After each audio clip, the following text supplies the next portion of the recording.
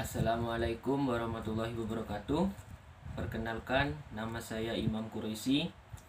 Saya dari Universitas Institut Agama Islam Negeri Madura, Fakultas Ekonomi dan Bisnis Islam, Prodi Ekonomi Syariah, mata kuliah pengantar studi Islam yang diampu oleh Bapak Fakih Ali Syariati. Topik utama yang saya akan presentasikan hari ini tentang dinamika studi Islam di Barat, yaitu orientalis dan Islamolog. Pertama, saya akan menjelaskan dinamika studi Islam di Barat orientalis. Orientalis sendiri berasal dari kata serapan dari bahasa Prancis yang asal katanya adalah Orient, yang berarti timur. Secara geografis, kata ini dapat diartikan dunia timur, dan secara etnologis berarti bangsa-bangsa di timur. Kata Orient itu telah memasuki berbagai bahasa Eropa, termasuk bahasa Inggris. Oriental adalah sebuah kata sifat yang bermakna hal-hal yang bersifat timur, yang termasuk ruang lingkupnya. Orientalis sendiri merupakan kata nama pelaku yang menunjukkan seorang ahli tentang hal-hal yang berkaitan dengan timur. Sedangkan orientalisme dalam kamus Belanda ataupun kamus bahasa Inggris menunjukkan pengertian tentang suatu paham aliran yang menyelidiki hal-hal dengan bangsa-bangsa yang berada di timur beserta ruang lingkupnya.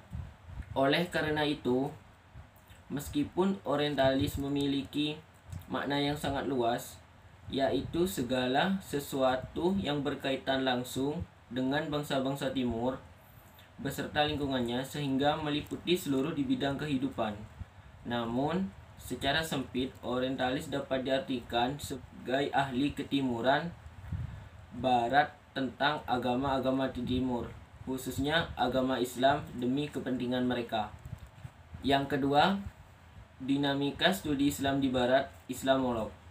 Islamolog adalah kajian dan wacana Islamolog Barat terhadap Islam memang bisa dimaklumi, yakni bila kajiannya sekedar melestarikan kemapanan dan masih dianggap tidak membumi dengan problem keutamaan yang ada.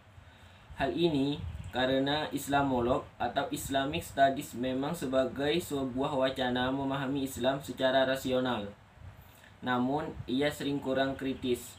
Selain itu, Islamolog hanya menyajikan secara tekstual dan eksklusif teks-teks keagamaan yang dianggap sah dan mewakili tradisi keagamaan, pemikiran, budaya, dan peradaban Islam tertentu. Sedangkan hubungan efektif yang dihayati orang-orang Islam dengan teks-teks yang dipelajari oleh para Islamolog atau pengkaji Islamic Studies secara sosiologis tidak pernah diteliti dan dikaji secara mendalam. Jangan teks dan konteks ini akan sulit untuk mengembangkan ranah praksis antara Islamic Studies sebagai sebuah kajian keislaman dengan praktis keagamaan yang seharusnya dijalani dan dipraktikkan dengan realitas sosial keagamaan.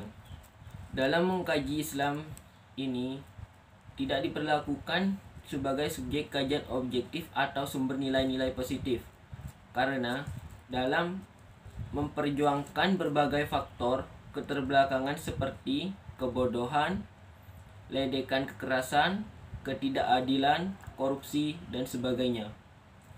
Dalam fenomena tersebut, dalam Islam atau yang dilakukan oleh orang Islam dikajikan dan dicermati. Misalnya berbagai kasus yang tengah dan sering menghinggapi negeri ini seperti masalah korupsi, ledakan kekerasan atau radikalisme, dan intoleransi antar agama, serta ketidakadilan, jelas menunjukkan semakin pentingnya sebuah kajian Islamic Studies yang bersifat praksis, yang bukan saja memberikan pencerahan, namun juga bisa membebaskan umat dari problem-problem patologis yang membelenggunya.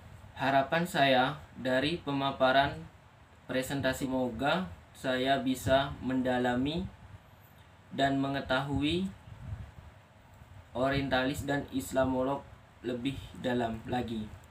Dan saya juga berterima kasih kepada Allah Subhanahu wa taala karena berkat beliau saya diberikan akal dan pemikiran untuk membuat paper pengantar studi Islam ini yang bertopik dinamika studi Islam di Barat, orientalis dan Islamolog.